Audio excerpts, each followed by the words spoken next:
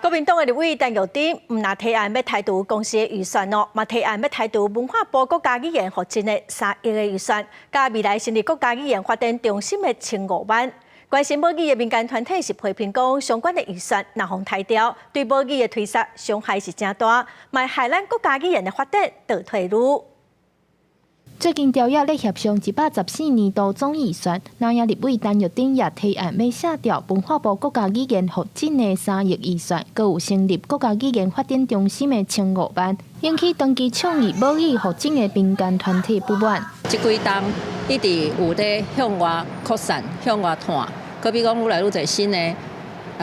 一个创作者好艺文工作者团体来投入伫个即个语言发展的工作，即几冬。 诶，即个成果其实是不加大，嘿啊，所以若是讲抬调文化部即个有关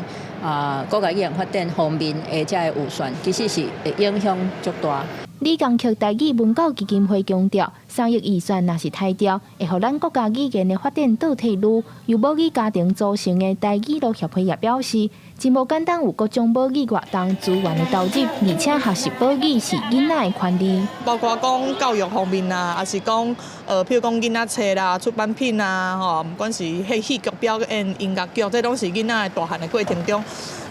应该会使享受到的一寡社会的教育资源，啊，这对于阮来讲，这是最重要的，这嘛应该是政府本来就应该做的。客委会也伫面册发布影片表示，若是客委会预算丰台70%，客语教育传承会无法度顶当。学语认证会停办，影响的是全国学语教师间学生的权益。中小学客家语文竞赛会停办。 针对国民党立委陈玉珍的提案，国民党立院党团拜五举行记者会，强调这是立委个人的提案，是正常的预算定数，也有修正的可能。伫预算定数上，尾也会去整合其他委员无共的提案。伫院会表决进前，预算拢有修正的可能。记者张家佳、谢桂林台北报道。